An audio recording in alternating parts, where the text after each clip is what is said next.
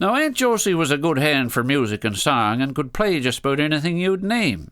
Anything that had a few strings buckled on, to her they were mostly the same. She played guitar and banjo, bouzouki and mandolin well, and she fooled with the harp. And she had 3 accordions, one tuned in D, one C, and one in C sharp. But her favourite of all was a great big piano, and she loved to sit at it and play. She'd play music hall hits, ragtime and jazz, all kinds of gospel on Sunday. Uncle Jim was a fan, and so was his nan, and Uncle Bill Shea would drop by, with his good woman Suse, and sure any excuse, and the crowd would come in from Cape Troy. The other thing Jost liked to do now and then was to change out the words in a song. Something funny would happen, she'd get an idea, and all hands would be laughing for long. Then one day Jim and Jost said they'd move house, they s'posed, to a new one they built across the cove. 'Twas a beautiful spot, and they liked it a lot, but the thing was, it couldn't be drove. There was no road out there, though Jim and Jost didn't care. It was only a few gunshots across. Jim had an old trap skiff he kept on a wharf that belonged to his good buddy Ross. So when moving day came, all hands were game, and the pickups they went back and forth. A crowd helped them load at the house, while another crowd helped out at the wharf. That crowd would hop in with Josie and Jim and steam across the cove to Jim's wharf. 'Twas a nice sunny day, and the wind, I dare say, was about 7 knots from the north. The load would be moved up to the new house, and the works put away pretty quick. After a while, Jim broke into a smile. Everything was going some slick. Now, the last thing to go was that big old piano. It weighed 1/2 a ton just about. Jim had a trailer he'd built for the job. Yes, Sir Jim was him handy, no doubt. With the piano on board, the trailer had room for the bench where Jost usually played. The tow would be slow, so Jost thought she'd play a few tunes, and Jim said, "Yes, maid." Jost thought for a while, kind of smiled, and pulled out an old favourite score. "Hit the road, Jack," she sang to the moving day gang. "And Jack, don't you come back no more." She found that good fun, and when it was done, she sang On the Road again twice. She got in the wrong key the first time, you see, when she gave him some driving advice. "Don't go so fast," she said as they passed the quick stop and then the post office. She was starting to play Life is a Highway and enjoying the chance just to practice. The crowd was increasing as they walked alongside, and Jim kept it slow for his load. Jost took a rest and then took a request. The long and winding road. After an hour the road trip was over. They pulled up beside Ross's wharf. Ross had a raft built from old drums and lumber he scrounged up to Blasty Cove north. The crowd took a hold of the piano till Ross up and told them to not be so stunned. 'Twas bad luck for sure for piano and more if they turned their stem into the sun. But the stem and the stern of a piano, I learned, is something I know nothing about. But it seemed like Ross knew, and the crowd listened too, and they did it okay, I don't doubt.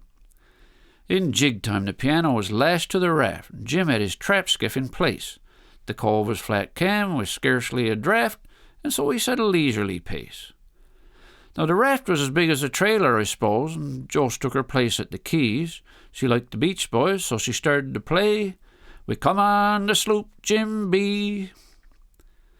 About halfway across, Jim lit up his pipe and turned his grease cup a quarter. Jost played old Paulina, and then she launched into Thank God We're Surrounded by Water. All of a sudden the lashing let go, and the drum on the bow on the starboard. Jost trimmed the craft with a quick dart abaft, and a shift of her weight to the larboard. Well, the raft it was pitching and rolling and twitching, till finally it settled, you see. Jost bawled at Jim, and then sang a hymn, For those in peril on the sea. Now Ross had been following along in his punt. He lashed the drum back in its place. Jost had just finished, I know that my heart will go on. You could see the relief on her face. She gave up for a while, caught her 5 fish, and she cut out the breeches and tongues. Jim lit his galley and made up a lunch with some tea and some fresh lassie buns. And they finally did reach the nice sandy beach just below the new house on the hill. A crowd from Flat Island showed up in a flat, ready to work with a will. The grapple was flung, Johnny Poker was sung, and the piano moved off of the raft. Aunt Josie was glad and not overly sad to see the last of that miserable craft. Now, it wouldn't be easy to drag that piano from the landwash up to the new spot. They had a nice hill to climb, a small bog to cross, and some tuckamore in which to get caught.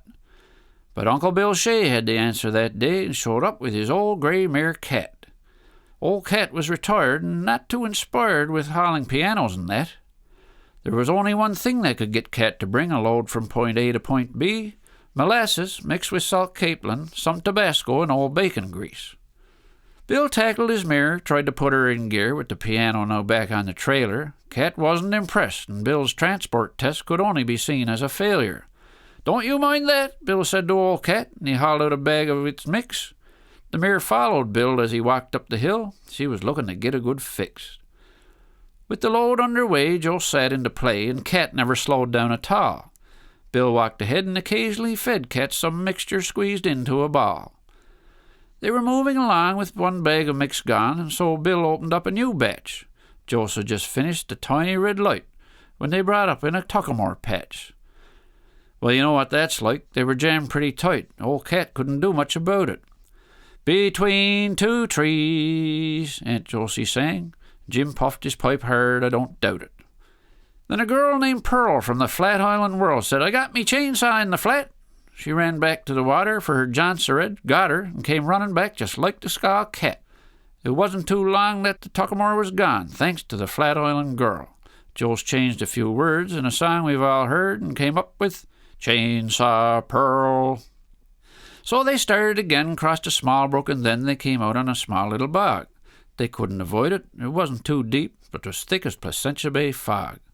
Old Cat got stuck, and she started to buck, and Joe thought, "Oh my, what can I play?" There was no time for thinking, no time for delay. Straight from her heart came this song on that day. Lay hold Jimmy Buckle, lay hold Billy Shea, lay hold all you fine crowd from out in the bay. Lay hold of the trailer and work like a dog, and give us a hand with poor Cat on the bog. And if we had followed wise Cathy's advice, we'd waited for winter and moved on the ice. But with the Flat Islander strength being found, we'll get horse and piano back on solid ground. And so that was it for the interesting trip. They pulled up to the house feeling grand. Uncle Bill and old Cat walked round in back. Bill still had some mix in his hand. The line was passed in through the front door and out through the back one and tied around Cathy's breast, and in one final test she pulled the old piano inside. Not long after that, Jim and Joe were both set in the kitchen and cooking a feed. A moose roast was sot in a cast-iron pot with some vegetables, oh yes indeed. Joe got an idea. The piano was near, so she sat into the keyboard once more. She thought for a while and came up with a smile. Jim said, "Something's coming for sure." "Home, home on the range, the new house is still a bit strange. It's some quiet here, me and Jim, we don't care, 'cause our rest is as good as a change."